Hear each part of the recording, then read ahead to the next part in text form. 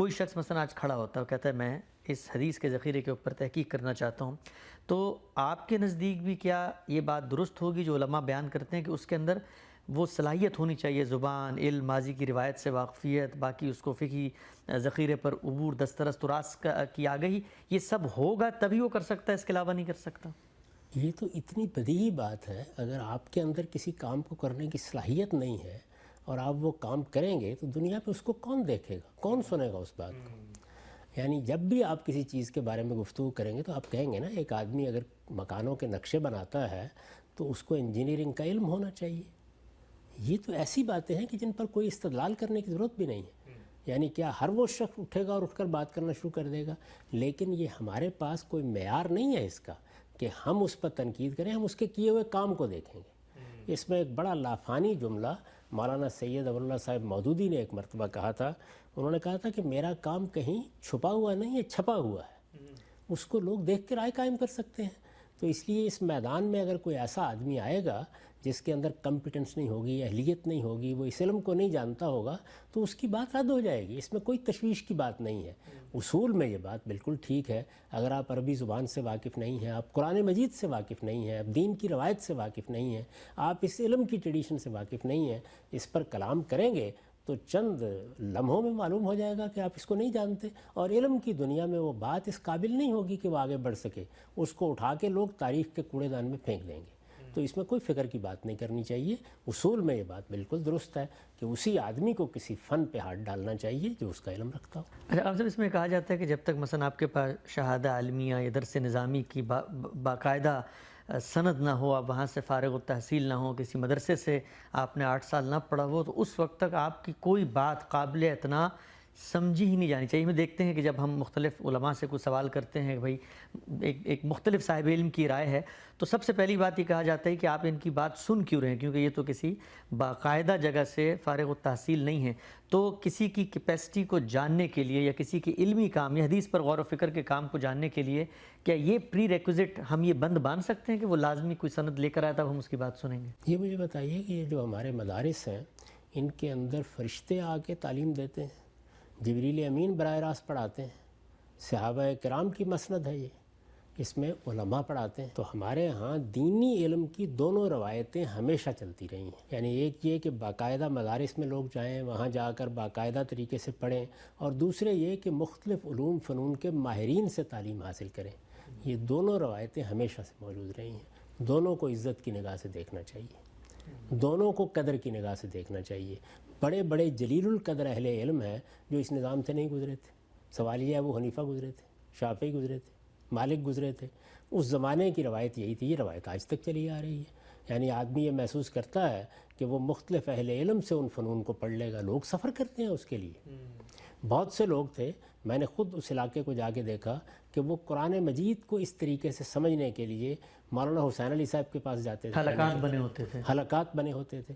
بہت سے اہل علم نے اپنے سفر کی رودادیں لکھی ہیں، اگر آپ ان کو پڑھیں، جس میں وہ بتاتے ہیں ہندوستان میں ہم کہاں کہاں جا کے سیکھا کرتے تھے۔ کبھی کسی صاحب علم سے کوئی چیز پڑھ لی، کبھی کسی سے کوئی چیز پڑھ لی، اس میں کوئی سند بھی دے دیتے تھے، اجازت دے دیتے تھے۔ لوگ جا کے ایک حدیث سناتے ہیں، لکھوا لیتے ہیں کوئی چیز۔ تو یہ ساری روایتیں علم میں موجود ہیں۔ اصولی بات وہی ہے کہ جو آدمی کسی علم یا کسی فن سے واقف نہیں ہے، اس کو سب سے پہلے اس کی اہلیت پیدا کرنی چاہیے، اور اس کے جو مروج طریقے ہوتے ہیں وہی ہر آدمی اختیار کرتا ہے۔ یعنی اہل علم سے براہ راست کسی چیز کو سیکھنا، ان کے پاس ان کی صحبت میں وقت گزارنا، برسوں ان کے ساتھ رہنا، ان سے اس کام کو سیکھنا۔ آپ جانتے ہیں کہ ہمارے ہاں لوگ جب تعلیم حاصل کرتے ہیں تو بڑے ڈاکٹروں کے ساتھ، بڑے انجینئروں کے ساتھ، بڑے ماہرین کے ساتھ برسوں کام کر کے ٹریننگ حاصل کرتے ہیں۔ تو یہ سارے طریقے دنیا کے اندر موجود ہیں، اور سب طریقے اسی طرح قابل عزت اور قابل احترام ہیں جس طریقے سے دنیا کے دوسرے علوم میں یہ طریقے ہمیشہ سے قابل احترام رہے ہیں۔ تو ہماری روایت میں اس میں کئی چیزیں ہیں جن کا اگر آپ مطالعہ کریں گے تو یہ واضح ہو جائے گا۔ مدرسوں کا ایک نظام بھی موجودہ زمانے میں کافی حد تک بن گیا ہے، اس میں کوئی شبہ نہیں ہے کہ اس سے لوگوں کو استفادہ کرنا چاہیے، لیکن بسا اوقات ایک آدمی کا اطمینان نہیں ہوتا اور وہ کسی یونیورسٹی میں داخلہ لے لیتا ہے۔ بہت سے لوگ ہیں جو مغربی یونیورسٹیوں میں، ہمارے یہاں اسلامی یونیورسٹی قائم ہو گئی، ظاہر ہے اس نوعیت کا دینی مدرسہ نہیں ہے، شہادہ عالمیہ قسم کی وہ سندیں بھی نہیں دیتے۔ ملیشیا میں آپ نے دیکھا کتنی یونیورسٹیاں ہیں جو اسلامی علوم کی تعلیم دے رہی ہیں اور ان کے ہاں اس نوعیت کی تعلیم نہیں ہوتی جو ہمارے درس نظام میں ہوتی ہیں، اور اس کے ساتھ ہی بہت سے اہل علم ہیں کہ جو اپنے طور پر جلیل القدر علماء سے پڑھ رہے ہوتے ہیں، جا کے ان علوم کو سیکھ رہے ہوتے ہیں، ان کے ساتھ بطور ایک معاون کے کام کر رہے ہوتے ہیں، اور اس طرح آہستہ آہستہ ان کی استطاعت بہت غیر معمولی ہو جاتی ہے۔ اس میں دیکھنا یہ چاہیے کہ کسی آدمی کا کام کیا ہے، اگر اس کے کام میں کوئی نقص ہوگا تو معلوم ہو جائے گا، یعنی پتہ چل جائے گا کہ وہ جانتا ہے اور جاننے کے بعد بشری تقاضوں سے غلطی کر رہا ہے یا اس علم سے واقف ہی نہیں ہے۔ ٹھیک، تو جو علم سے واقف نہیں ہوگا اس کی بات دنیا میں نہیں چلے گی، اطمینان رکھنا چاہیے۔ ٹھیک ہم سب آگے بڑھاتے ہیں اس گفتگو کو۔ یہ جو اصول حدیث پر تدبر کے غور و فکر کے اصول آپ نے اپنی کتاب میزان میں لکھے، اس میں جو پہلا اصول ہے وہ ہے کہ حدیث کی سند کو دیکھا جائے گا۔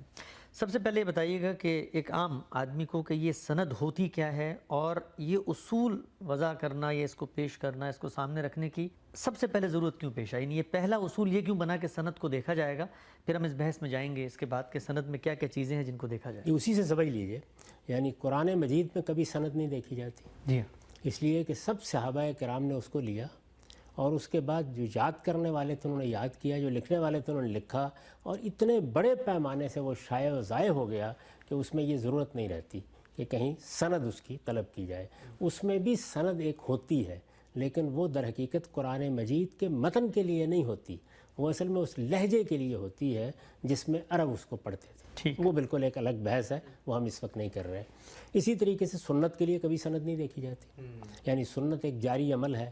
رسالت میں آپ صلی اللہ علیہ وسلم کے سب صحابہ نے اس کو اپنا لیا، وہ مسلمانوں کے اجماع اور تواتر سے منتقل ہو گیا۔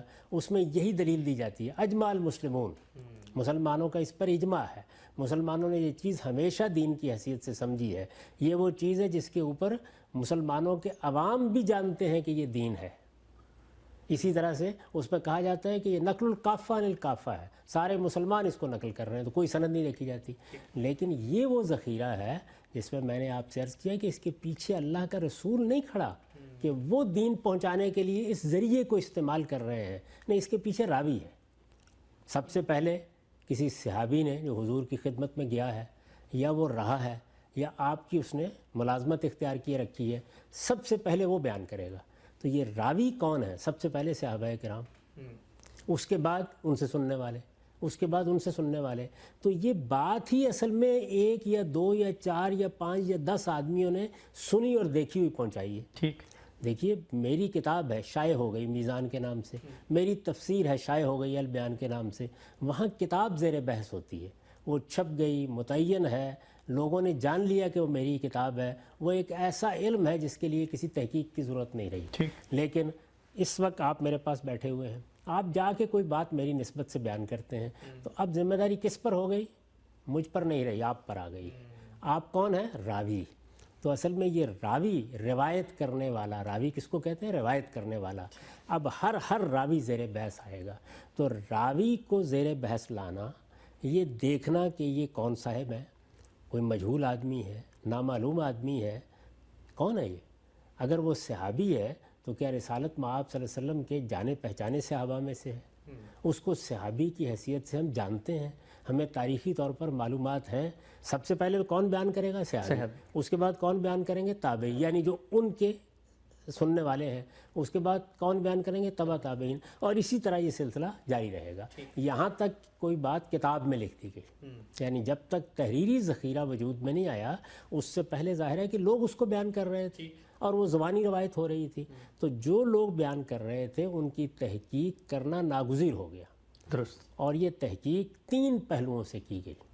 یعنی جب آپ کسی روایت پر حکم لگاتے ہیں سند کے لحاظ سے، تو 3 پہلوؤں کو آپ پیش نظر لاتے ہیں، یہ متعین ہے بالکل، اور آپ غور کریں گے اس میں کوئی اضافہ نہیں کیا جا سکتا۔ 3 پہلوؤں کو آپ موضوع بناتے ہیں، یہ آدمی کیریکٹر کے لحاظ سے کیسا ہے۔ اب یہ دیکھیے کہ کسی آدمی کے بارے میں یہ جو معلومات ہیں، یہ آپ کو گرد و پیش سے ہوگی، معاملہ کرنے سے ہوگی، لوگوں کی شہادت سے ہوگی، اس میں غلطی کا امکان رہے گا، لیکن سب سے پہلی چیز یہی دیکھی جاتی ہے، کیریکٹر کیسا ہے، کیا قابل اعتماد آدمی ہے، یعنی یہ باتیں گھڑنے والا تو نہیں ہے، قصے سنانے والا تو نہیں ہے، ایسے ہی لپاٹیا اور یاوا گو تو نہیں ہے، کون آدمی ہے؟ یعنی اس کی شخصیت متعین ہونی چاہیے، اس کے بارے میں معلومات ہونی چاہیے، اس لیے کہ اللہ کے آخری پیغمبر کی طرف یہ کسی بات کی نسبت کر رہا ہے۔ اس کے بعد دوسری چیز کیا دیکھی جاتی ہے؟ یہ بات صحابی نے بیان کی ہے، اس کے بعد تابعی نے بیان کی ہے، تو زمانہ دیکھا جائے گا نا۔ اس کو کہتے ہیں اتصال کو دیکھنا۔ ٹھیک، یعنی اگر فرض کر لیجئے کہ ایک صحابی سے 5ویں صدی کا کوئی آدمی روایت کرتا ہے تو آپ مان لیں گے اس بات اس کی تو عمر تو اتنی تاریخ کو دیکھا جائے گا، یعنی پہلے راوی اور دوسرے راوی کے درمیان ملاقات کا امکان ہونا چاہیے، تاریخی لحاظ سے ان کو اس زمانے میں ہونا چاہیے، یہ دوسری بات دیکھی جاتی ہے۔ تو یہ کوئی ایسی بات تو نہیں ہے نا کہ جس میں کسی مزید استدلال کی ضرورت ہو۔ اور تیسری اور آخری بات جو دیکھی جاتی ہے اس کا حفظ و اتقان، یہ بڑی عمدہ اصطلاح ہے، یعنی یہ کہ عمر کے لحاظ سے، اپنی دماغی حالت کے لحاظ سے، لوگوں سے ملنے ملانے کے لحاظ سے کیا صورتحال تھی۔ لکھ لیا کرتے تھے باتوں کو، کوئی تحریر ان کے پاس ہوتی تھی، زبانی سناتے تھے، مختلف ادوار میں ان کے حافظے کی کیا نوعیت رہی، اس کے بارے میں معلومات حاصل کرنے کی کوشش کرتے ہیں۔ سمجھدار کتنے تھے، بات کا فہم کیسا تھا، تو اس کو حفظ اور اتقان کہا جاتا ہے۔ یہ 3 چیزیں راوی میں دیکھی جاتی ہیں۔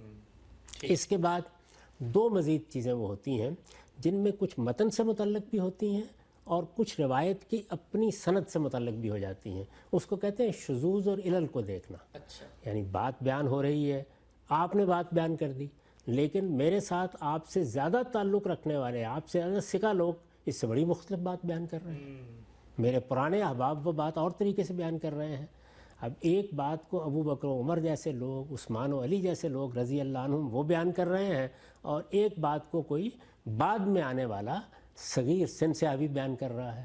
تو ظاہر ہے اس میں اگر تضاد یا تخالف ہوگا تو یہ سوال پیدا ہو جائے گا نا کہ اس میں کس کی بات قبول کرنی۔ اسی طرح کا جو معاملہ ہے وہ اس میں دیکھا جاتا ہے کہ شاگردوں نے کوئی بات تو نہیں ملا دی، تدلیس تو نہیں کر دی، کہیں کسی معاملے کے اندر کسی چیز کو حذف تو نہیں کر دیا، ادراج تو نہیں ہو گیا، یعنی اپنی ٹکڑا ملا دیا ہے، روایت بالمعنی سے کیا مسئلے پیدا ہو گئے ہیں، مختلف شاگرد کیسے بیان کر رہے ہیں، یعنی ایک آدمی روایت کر رہا ہے، اس سے سننے والے 10 لوگ ہیں، ان کے درمیان کے کیا اختلافات ہیں، یہ ساری چیزیں دیکھی جاتی ہیں۔ اور ان کے بعد کوئی شخص جو اس فن کا ماہر ہے وہ اپنی رائے دیتا ہے، اور وہ یہ کہتا ہے کہ میرے نزدیک، میری تحقیق کے مطابق ان دلائل کی روح سے یہ روایت اب صحیح قرار پائے گی یا حسن قرار پائے گی، یا اس کے بارے میں وہ کوئی اپنا حکم لگا دیتا ہے، یہ کہہ دیتا ہے یہ ضعیف ہو گئی ہے۔ یہ ساری جتنی چیزیں ہیں یہ فنی اصطلاحات ہیں۔ نہ صحیح کا مطلب اردو والا صحیح ہے، یہ حدیث کے فن کی اصطلاح ہے کہ ان ساری چیزوں کے اوپر روایت پوری اترتی ہے، کوئی اس پر تنقید نہیں ہے، تو آپ یہ کہہ دیتے ہیں اس کو۔ تو اس کی جو مختلف اقسام بیان کی جاتی ہیں وہ بھی اصل میں تفہیم مدعا کے لیے ہوتی ہیں، یعنی آپ کو یہ بتانا مقصود ہوتا ہے 2 لفظوں میں کہ اس فن کی روح سے اس روایت پر کیا حکم لگایا جائے گا، یہ عمل جو ہے یہ کیا جاتا ہے۔ تو یہ ہے در حقیقت اس کی نوعیت، اس میں ہر قدم کے اوپر تنقید ہو سکتی ہے۔ مثلا ایک آدمی کہتا ہے کہ میرے نزدیک تو مجھے ان کے کردار میں کوئی خامی نظر نہیں آئی، ایک دوسرے صاحب کہتے ہیں کہ میں آپ کو بتاتا ہوں فلاں صاحب جو ان سے ملے تھے ان سے تو انہوں نے فلاں معاملہ ہی غلط کیا تھا، جھوٹ بول دیا تھا۔ تو اب یہ کیا ہوا، یعنی 10 لوگ یہ کہہ رہے ہیں کہ معقول آدمی ہے، نیک آدمی ہے، ثقہ آدمی ہے، اور 2-4 لوگ یہ کہہ رہے ہیں کہ نہیں یہ تو ٹھیک آدمی نہیں ہے۔ اس میں کس کو قبول کرنا ہے؟ اس میں لوگوں کے حکم لگانے، لوگوں کے قبول کرنے میں اختلاف ہو جائے گا۔ تو یہ ساری بحث اس میں ہوتی ہے۔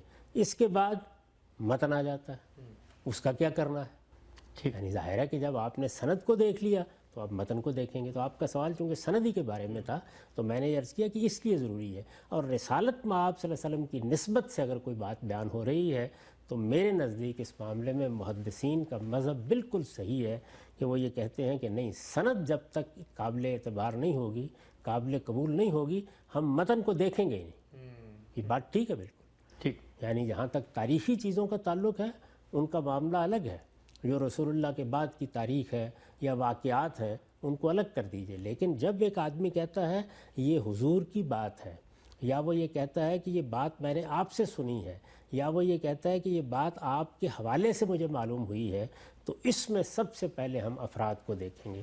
لیکن افراد کو دیکھنے کا عمل بشری عمل ہے، اس میں غلطی کا امکان کسی درجے میں بھی رد نہیں کیا جا سکتا. ٹھیک. بڑے سے بڑے شخص سے اس میں غلطی ہو سکتی ہے. جو لوگ اس علم سے واقف ہیں وہ جانتے ہیں کہ مختلف اہل علم ان غلطیوں کی کیسے نشاندہی کرتے رہتے ہیں.